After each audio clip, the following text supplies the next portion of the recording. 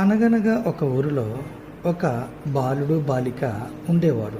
వీళ్ళు మంచి స్నేహితులు. ఇల్లు కూడా పక్కపక్కనే. ఒకరోజు సాయంత్రం ఆటాడుతూ ఉండగా బాలుడు ఒక క్వశ్చన్ అడుగుతాడు. అయితే ఈ బాలుడు కొంచెం గర్విష్టి. నాకే అన్ని తెలుసు అనే మితిమీరిన విశ్వాసం.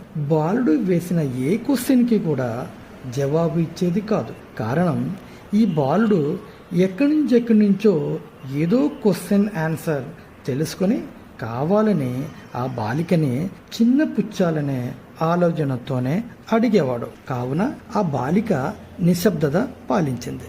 జవాబు రాకపోయేసరికి అదే పనిగా గట్టిగా ప్రశ్నించేవాడు. వీడి యొక్క పనికిరాని అహంకారాన్ని అణిచివేయాలని నిశ్చయించుకుంది. సరే, నువ్వు అడిగిన ప్రశ్నకి జవాబు నాకు రాదు, నాకు తెలియదు కూడా, నేను ఓడిపోయాను. నువ్వు చాలా బుద్ధిమంతుడు కదా, నేను ఒప్పుకుంటున్నాను. కానీ నేను ఒకే ఒక ప్రశ్న అడుగుతాను, చెప్పగలవా? సరే, ప్రశ్న ఏంటో అడుగు, నేను రెడీ అంటూ బాలిక వంగ చూశాడు బాలుడు. అప్పుడు ఆ బాలిక, సముద్రం మధ్యలో ఏముంటుంది అని చెప్పగలవా అని అడిగింది. అప్పుడు ఆ బాలుడు, ఇంత సిల్లీ క్వశ్చనా? సముద్రంలో ఏముంటుంది?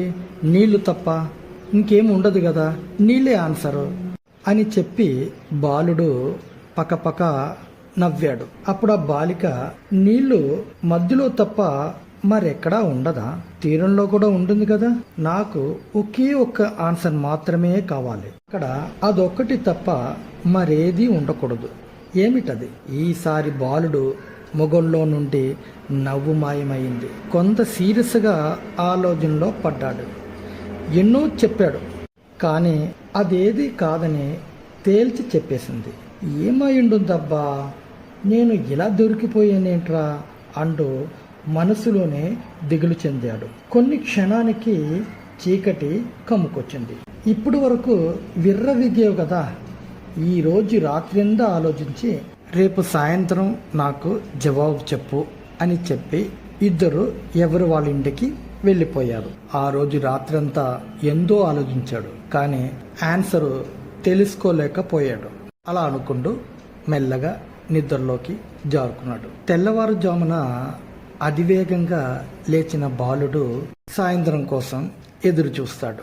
ఆ రోజు అనుకున్న సమయానికి ముందే బాలుడు వెళ్ళి ఎదురు చూస్తూ ఉంటాడు. కొంచెం ఆలస్యమైన బాలిక రానే వచ్చింది. అప్పుడు ఆ బాలుడు, సరే నేనే ఓడిపోయాను, నువ్వు చెప్పు జవాబు అంటూ బాలికని చూశాడు. సరే, నువ్వు ఎలాగా ఓడిపోయావు కాబట్టి ఇంటికెళ్ళి ఒక చాక్ పీస్ పట్రా అని అనడంతో క్షణంలో బాలుడు ఇంటికెళ్ళి చాక్ పీస్తో తిరిగి వస్తాడు. చాక్ పీస్ తన చేతిలోకి తీసుకున్న బాలిక ఆ గోడ మీద సముద్రం అని రాసింది.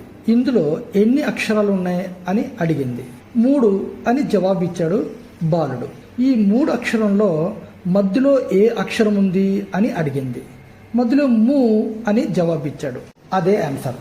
సముద్రం మధ్యలో, సముద్రం అంటే సముద్రం మధ్యలో ము ఉంది కాబట్టి అదే ఆన్సర్. బాలుడికి నిజంగా మైండ్ బ్లాక్ అయింది. ఈ చిన్న క్వశ్చన్కి ఆన్సర్ నేను ఎందుకు చెప్పలేకపోయానా అని చాలా బాధపడ్డాడు, సిగ్గుపడ్డాడు కూడా. ఇందులో ఒక మోరల్ దాగి ఉంది. దయచేసి కామెంట్ చేయండి. ఈ స్టోరీ కనుక మీకు నచ్చితే లైక్ చేయండి, మరియు సబ్స్క్రైబ్ కూడా చేయడం మర్చిపోకండి. మరికొన్ని మంచి మంచి స్టోరీలతో మీ ముందుకు వస్తాను. బాయ్.